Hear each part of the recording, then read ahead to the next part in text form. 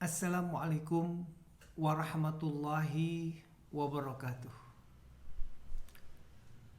Alhamdulillah wa syukurillah wassalatu wassalam ala rasulillah Muhammad ibni Abdillah wa ala alihi wa sahbihi wa mawalah, amma ba'du. Wala hawla wala quwata illa billah alihil azim. Pemirsa, alhamdulillah, puji dan syukur kita panjatkan kehadirat Allah Subhanahu wa taala, yang mana begitu banyak nikmat yang Allah berikan kepada kita. Tak lupa kita bersyukur, dan insya Allah kita mendapatkan kenikmatan-kenikmatan yang terus Allah berikan kepada kita. Salawat dan salam tak lupa kita sampaikan kepada baginda Nabi kita Muhammad sallallahu alaihi wasallam, yang insya Allah nanti kita di belakang baginda Rasulullah SAW masuk ke dalam syurganya Allah Subhanahu wa taala. Pemirsa, ada 6 kelompok manusia yang pasti Allah jebloskan ke dalam neraka jahanam, naudzubillah min dzalik. Di dalam kitab Minhaj al-Abidin, Imam Al-Ghazali mengatakan ada 6 kelompok yang Allah masukkan ke dalam neraka jahanam. Yang pertama adalah pemimpin yang zalim, ya, jabatannya digunakan untuk pribadi dan kelompoknya. Inilah yang akan dijebloskan oleh Allah Subhanahu wa taala ke dalam neraka jahanam, naudzubillah min dzalik. Kemudian yang kedua, siapa lagi? Pengusaha yang khianat, usahanya dijalankan melalui jalan-jalan yang tidak terpuji. Ini juga akan dimasukkan ke dalam neraka jahanam, naudzubillah min dzalik. Jadi pengusaha atau pedagang, tentunya kita harus jujur untuk berdagang. Jangan kita merugikan pembeli kita atau bahkan menipu. Ya, ini dimasukkan nanti ke dalam neraka jahanam, naudzubillah min dzalik.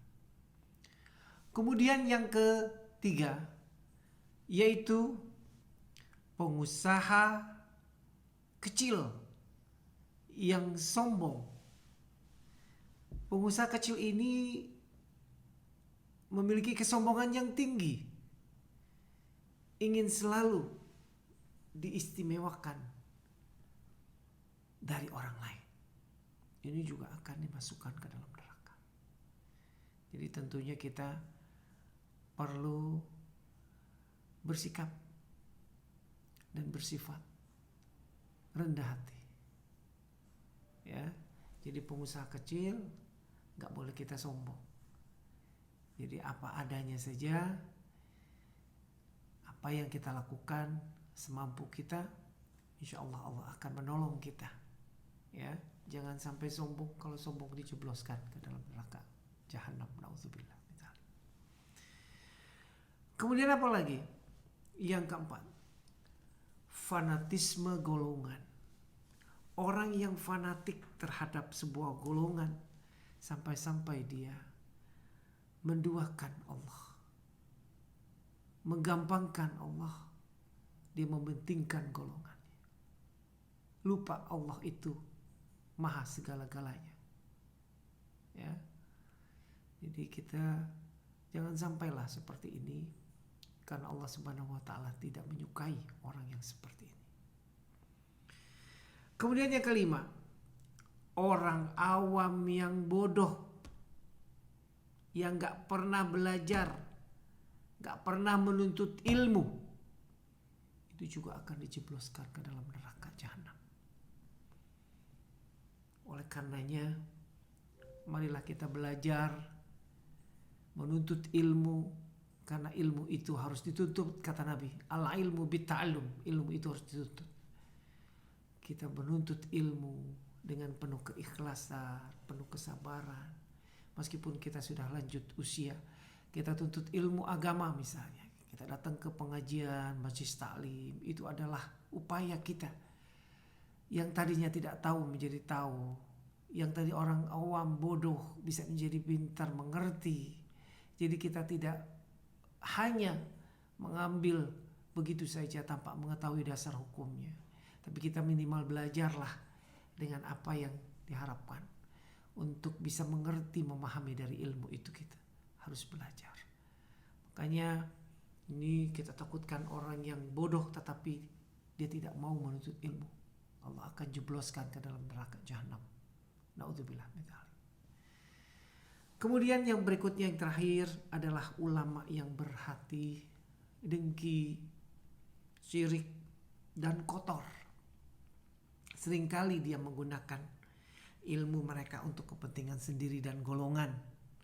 Nah, inilah yang dinamakan adalah orang yang berilmu tetapi dia tidak menyebarkan dengan yang benar, sehingga kadangkala dia bisa menyatakan sesuatu yang tidak benar menjadi benar, benar menjadi tidak benar. Itulah yang dinamakan ulama yang kotor, ulama yang dengki. Yang inilah kita harus berlindung dari hal yang tersebut.